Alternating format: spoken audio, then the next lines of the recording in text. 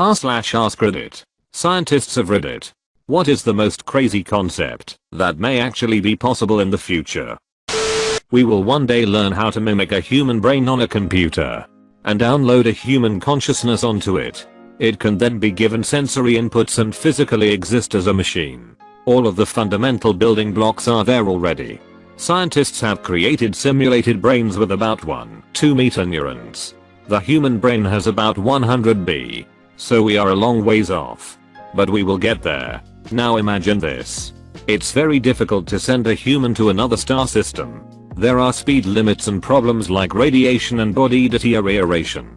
You then have to worry about the atmosphere and sources of food on exoplanets. But we can send androids, communication devices, solar panels, and 3D printers. So we send a single craft to another star system at incredible speeds. It will land on the nearest available rocky exoplanet. The androids, preloaded with a human consciousness, are powered on and begin working, setting up a manufacturing facility to gather raw materials and generate new machines and androids. A data store of thousands more minds are loaded onto the androids as they come online. Additional spacecraft are built to send to other star systems. We then beam data with high-powered lasers, providing a steady stream of new human minds, as well as improved technology schematics. Humans can now colonize the galaxy. That might be the scariest idea I have ever heard. Well then let me tell you about a rather possible scenario. Humans create a AI that is smarter than us, which leads to the machines taking over and enslaving humankind. And for some reason the AI has decided that its primary task is to inflict as much pain upon humans as possible. With its compressive knowledge about the human anatomy, the machines are capable of inflicting the maximum amount of pain humans can endure while keeping us alive for as long as possible. So for thousands of years the machines continue to torture all humans in a endless cycle. AskReddit. #GRAMMAR. In my field, there has been a lot of work towards rebuilding organs.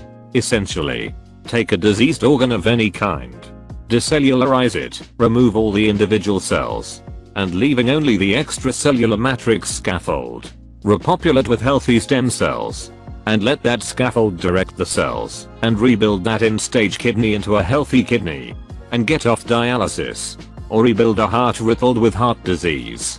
Maybe regrow an entire limb lost by a soldier or someone in a horrific accident. Quite a ways and a few Nobel Prizes from that. But a group in our field has already done this with a pig pancreas. And while it didn't last very long, ultimately, it was an important first step. Or rebuild a heart riddled with heart disease. I'm no cardiologist. But maybe rebuild it so it isn't riddled with heart disease? No. We have to preserve self-determination. If someone ate McDonald's for years, they get a diseased replacement heart. Nuclear fusion.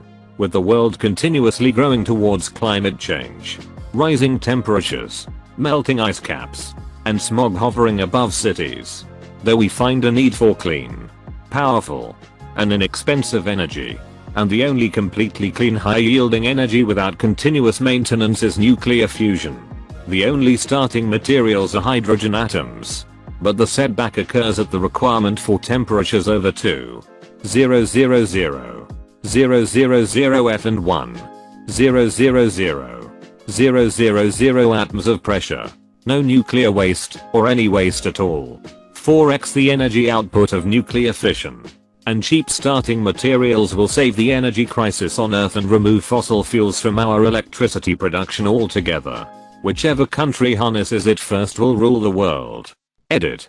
I know fusion reactors do actually produce some radiation, but it isn't like fission, where byproducts must be stored underground to keep them from causing issues. LFTRs are not ever going to be able to accomplish something close to what nuclear fusion will. I think close to 80% of the radioactive waste has a half-life of less than a day, which is not easy to manage. I'd much rather manage helium gas than the remaining isotopes that any kind of fission will leave behind. I agree low pressure reactions are cost effective, but won't produce energy at the scale fusion would. I think I meant 2 mil C not F. The pressures needed for fusion are not that high, especially as we make the plasma much hotter. Note that we currently aren't using pure hydrogen as a fuel, because fusing that is much more difficult. Also, the country that harnesses it will rule the world. You are assuming that these countries aren't already working together on the problem. It will be a shared solution when it happens. Harvesting ice in the asteroid belt. I just had a funny image of them towing back the chunks, but the thrusters keep melting it. I just had a funny image of Planet Express trying this. Epigenetics. Way too broad of a topic with too many unknowns at the moment. But think of it as software that runs the hardware, that is our genes/DNA, and allows organisms to adapt to environments as they change, or guides the repair of damage to the body.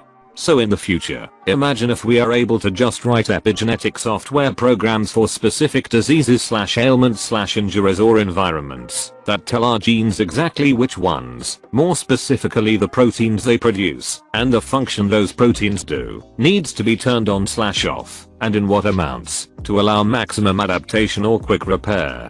Like in the Matrix where they download a program to make you suddenly know something mentally. You could do the same for the body and allow it to know how to use its own hardware to fix/adapt to new environments or to quickly fix diseases or damage. I wonder if this would go hand in hand with someone researching regeneration, like a lizard's tail, etc., and working to write that into someone's DNA. Dr. Connor PLS go. Chocolate teleportation. This is misleading. It wouldn't be the same chocolate, but an exact replica of the chocolate created on the other side. Obviously, this raises all kinds of ethical questions. Like what really defines a piece of candy? Your scientists were so preoccupied with whether they could. They didn't stop to think whether they should. Universal healthcare in the US. He said possible. Canada annexing the US is always a possibility, right? I'm always a fan of the spaceships powered by detonating nuclear warheads behind them. I think at some point, teleportation of some sort will be feasible. Perhaps not for living things, but certainly for inanimate things like furniture, algae, glassware, etc. What about chocolate? Sword Art Online. VR tech is growing really fast, but we have to deal with mainly two problems: resolution and latency. Real-time photorealistic rendering. Maybe in 10-15 years we will have SEO. You're forgetting that SEO is not about a head-mounted monitor along with a headset, it's a neural interface. SEO won't be possible until we can directly interface with the brain. Nevertheless, it might not be more than 20-25 years away. I can't wait until I can control body of a 17-year-old when I'm 40. Printing viable organs on demand. Had a vision of driving to Walmart at 11 PM to get a cartridge for my HP organ printer because I'm out of organ juice and my kid just told me he had an organ assignment due tomorrow. Fat loss with a pill or prescription. We all have brown fat tissues in varying degrees. Mostly we have it as babies, but it deactivates as we get older. Brown fat metabolizes stored body fat, yellow fat, directly into body heat without having to be converted into sugars and consumed in muscle exertion. Chances are the skinny guy or girl you know who never wears a coat when it is cold outside and can eat like a pig without gaining weight has a mutation where their brown fat is turned on all the time. Scientists are decoding the metabolic pathways that can turn on brown fat. Eventually they will produce a drug that can turn on your brown fat. Sweat those extra pounds away. Chances are the skinny guy or girl you know who never wears a coat when it is cold outside and can eat like a pig without gaining weight has a mutation where their brown fat is turned on all the time. Or, and here is a wild theory, maybe he/she actually doesn't eat like a pig all the time. There might be an absolutely tiny subsection of people that have that mutation. But chances are, if you have a skinny friend, they most likely just eat normal portion sizes. Yeah. That sentence was grossly unscientific.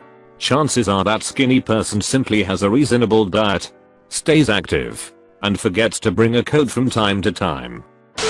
Polymer engineer here. There are a lot of projects looking into how to create a ferromagnetic polymer. In other words, keep your eyes peeled for magnetic plastics in the future. I've yet to have an argument convince me that biological immortality is outside the realm of medical science. Aging is a biological construct that we have seen can be reversed in certain organisms. Why not take that a step further? Pretty much anything is possible given time. All the time you'll ever want and all the time you'll ever need. The most interesting, are probably Dyson spheres, which is encircling a star in probes and nicking all its energy for your own uses. Edit. Yes, I know not everything is possible, but most things are. It was a generalization. Yes. The Dyson sphere on my vacuum is quite advanced. Buy pills that do actually make your peen bigger. One problem. Guys that are already bigger will probably take the same pills. This is what government regulations are for. Accelerated jail time. You commit a crime. You are injected with a swarm of nanobots. They self-assemble around your neurons, hijacking them and inserting you into a digital reality matrix, where you do your time, but it's sped up. You can experience 20 years hard labor in 15 minutes, etc. So torture that can be injected straight into your cortex. Sounds like a great time to live. Geneticist here. With the invention of CRISPR technology, we can specifically mutate any piece of DNA that we want in a cell. This could include the HIV genome that's integrated into a person. Reversing critical genetic mutations. Mutating crop genomes without viruses. It's life-changing and science-changing, and it's an exciting time to do science. Using exercise to treat cancer. Already there have been numerous compounds isolated, i.e. anandamide, that cause apoptosis when applied to various cancer cells. Many of these are enhanced through exercise. Hypothetically, we could do something similar to blood doping, where we have someone exercise, isolate the targeted compound from their plasma, and use their own physiological chemicals to treat the cancer with minimal to no side effects. I can partially attest to this being already possible. I had an aggressive, late-stage non-seminoma testicular cancer that had metastasized in my abdomen and then thoracic cavity up to my neck. I had sprouted several tumors ranging from the size of a pea to the size of a small toaster in my abdomen. I presented with HCG tumor marker levels exceeding 500K. My saving grace was that it had not invaded any other major organs. My oncologist made a calculated and risky suggestion that I undergo POM/ACE chemotherapy over a 4-month cycle of treatment. Typically this treatment, due to its relative level of toxicity, is administered once every 10 days. It was ascertained that, in order to reduce cell division to a normal level/halting tumor growth, I would need to be administered twice that. With therapy being conducted every Friday through Sunday with a short window of 4 days to sweat out the administered toxins. If I were to re-enter therapy with residual toxins in my system, plus the new chemistry being administered, the build-up could be catastrophic to my heart and lung tissue. So we got a treadmill, a Wi-Fi fit, and a big ass barn for anti-nausea medicine in the apartment. And utilizing some experience I had with cross-country running as a high school student, I would get up on the treadmill by Monday and force myself to walk a mile in 20 minutes. Then on Tuesday jog a mile and 20. By Wednesday I would walk the dog a mile and 20. Then jog with an incline for 25 minutes. And by Thursday I would feel well enough to run a 12-minute mile and get most of the way through a P90X routine. By Friday morning, before I checked into the hospital for the weekend, I would be able to clock a 10-minute mile and finish the P90X routine. This would continue for 12 weeks, with obvious increasing difficulty as the weeks wore on and I accumulated damage. And God, did that house stink. Like puke, weed, decaying tissue, sweat and tears. But to be sure, without exercise I would not have been able to wring my body out of that chemistry every week. And I would have much more obvious long-term damage from the accumulated trauma. 6 upvotes. No comments. We need this answered. 7 upvotes. 2 comments. Let's go nerds. 3 replies. No content. Pylon. Nerds. Ducking like and subscribe.